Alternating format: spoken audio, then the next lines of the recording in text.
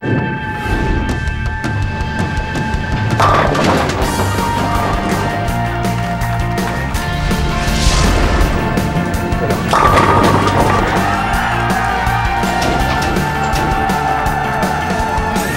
week 4 of the TSN Classic Bowl Championship. Hello, Canada, and welcome back. Randy Peterson alongside. Here we go, one more week and 3 games to determine the 16 players that will qualify for the second round. We had 105 people from across the country enter, and now we're trying to whittle it down to the 12 seeds who will make it through and the 4 top losing scores. Interesting about this week, our only female seeded player, Joanne from Quebec. She is a former Pins game champion on TSN, and it's one of those games where it's not all about brawn and brute force. A woman can compete, and you know about this from the PBA. Yeah, I think what we've been seeing over the last couple of years in the sport of bowling is that women can compete, and it was never more evident than last January when Kelly Kulik did what no other woman has ever done, and that's win a major, the Tournament of Champions in Las Vegas, taking down Chris Barnes. Let's see if Joanne can kind of follow in Kelly Kulik's footsteps. So here are the 6 bowlers that we'll see here on week 4, and notice the seedings. They are as close as any could be, and we'll see Joanne Sanasak right away when we come back to the TSN Classic Bowl Championship. It's week 4. We have 3 seeded players to determine, and we'll also find out the 4 top losing scores that will make the round of 16. Will it be Corey Forfeit from Windsor, Ontario, or Joanne Sanasak from Napierville, Quebec?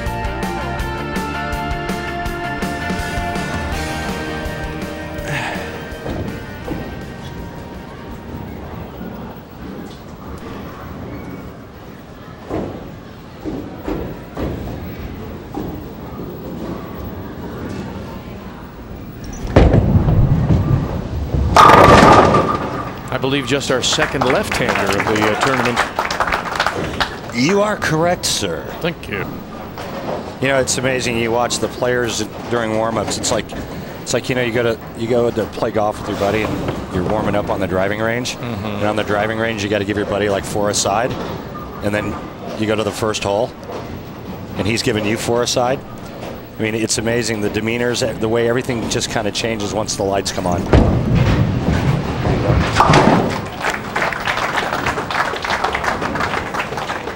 Good start for Corey Forfeit. 22 years of age. Opens with the spare. Here's Joanne Sanasak.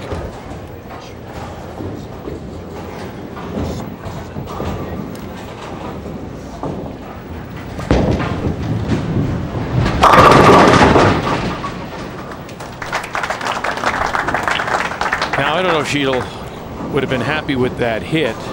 It may be just a little high, and that's why she left the pin? Correct. Just a little too much head pin.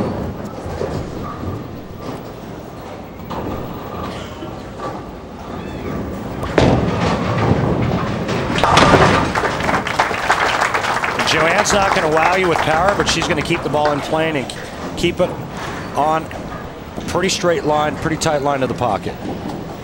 Now, you were talking about practice. When you're on that driving range, well, let's think about, for example, the PGA Tour, related to the tour, and people said, you know, yeah, there's only one Tiger Woods. This is before all his problems. But you can't play like Tiger Woods, you play your game. Do you try to avoid watching what the other player's doing in practice? Man, you're spot on. I mean, it's the only players that you watch are the ones where your game is similar to theirs. If you're a straight down and in player, you certainly don't watch a two-hander crank it up from one gutter to the other. So you want to try to kind of mimic and stay right around the same zone that the player that has a similar game to you, where they're playing and where they're having success. That's what you watch for. For Joanne, Vic, she's going up against a southpaw. So why should she even watch him? No help for her, right? Yeah. Certainly wouldn't have learned anything off of that last ball from Corey Forfeit.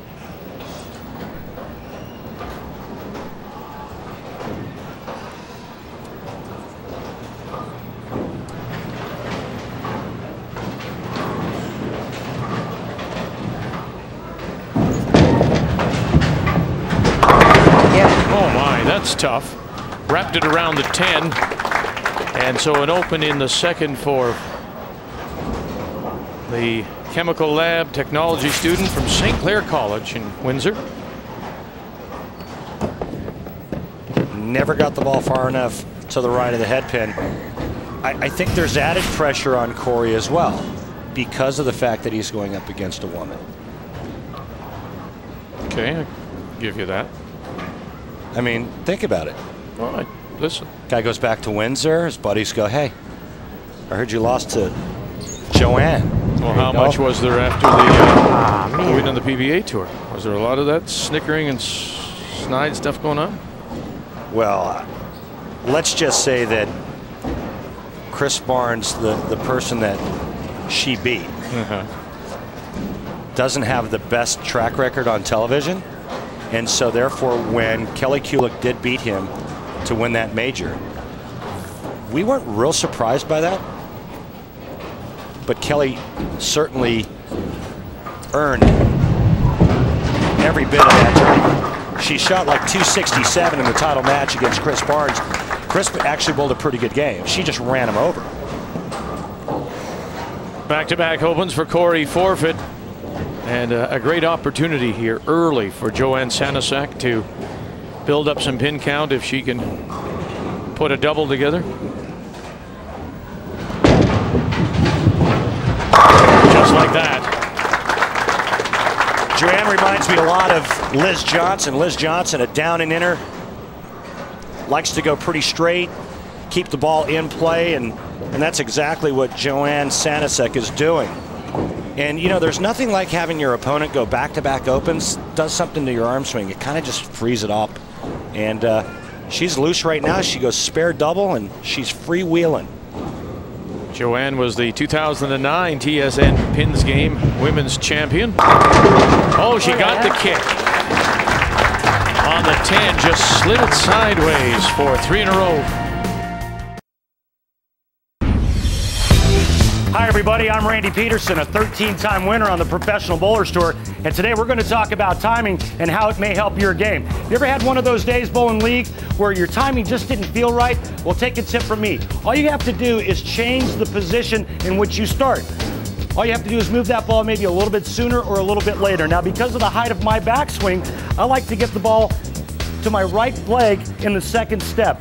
That allows for the height of the backswing to get up and then back down to the bottom of the swing where I can apply power and rotation. Check this out.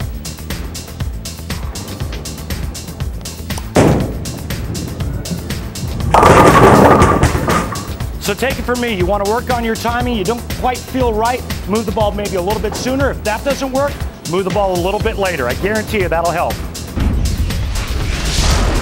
Now, Joanne Sanasak has got 3. No, didn't like it.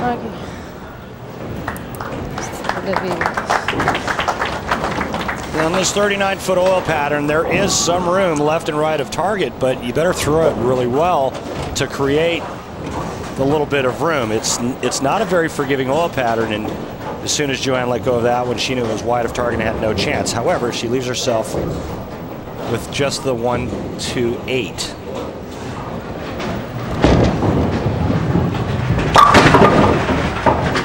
That's a mistake. Now, it's interesting about that because from my understanding is you try again, you know, straight, more direct line. She came in at a little bit of a hook, wrapped them around 105. Still a comfortable lead, but the spare is up now for Corey with the open in 5.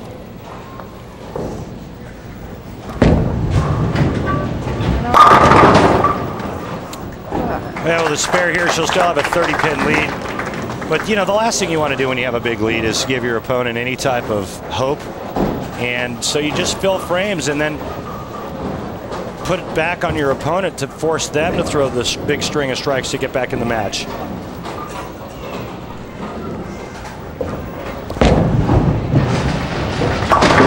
Yeah, there's a nice shot that she threw there, only to leave the ring in 10. So, you know, just getting to the pocket is only part of the equation. You still have to figure out how to get your ball to enter the 1-3 or the 1-2, depending on which hand you're throwing it with. You got to figure out how to get the ball to enter with the right angle to carry all 10 pins. Throw another one.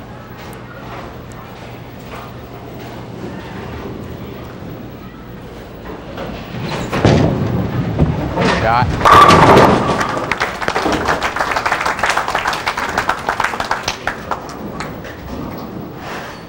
Last 3 shots, all in the pocket for Corey Forfeit. Now he's looking to double up 6th and 7th and cut the deficit to 20. But let's go back to something that you said week 1. Match play, make your adjustments, make them quickly, make them with conviction. So after his opens in 2 and 3, made some adjustments? No, just like that. He may have made some minor adjustments. I think he's just getting comfortable and making better shots. Uh-oh. Hook. I know. Ah. And that's an That's a bad shot. I mean, how many times have we seen the player get over-aggressive and then the bowling ball just blows right through the end of the pattern? This pattern is speed sensitive.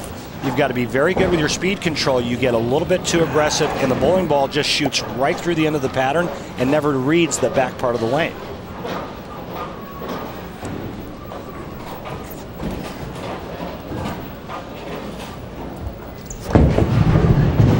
Cross. And so there's another open and the 9 count and 7, and that just kills you when you're trying to build pin count. He had a strike, spare strike, and now the open to sit at 103 through 7. 42 pin lead now for Joanne. And it was that great start. She had the spare, then the 3 strikes. What she got here, and another one. So after the open at 9, Joanne Sanasak with a spare strike in 6 and 7.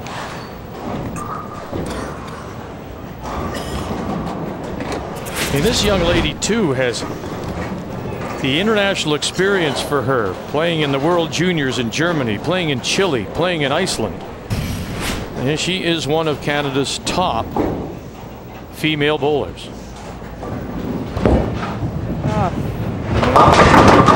Just crashed it. Just crashed it.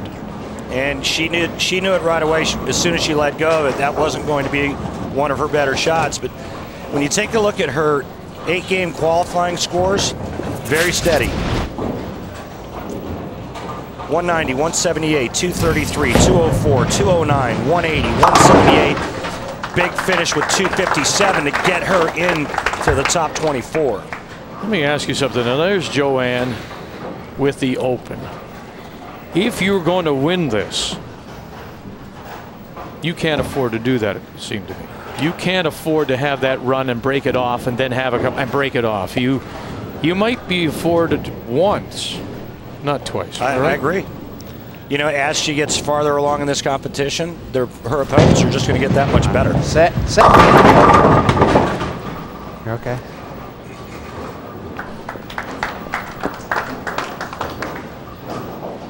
But the player that wins this event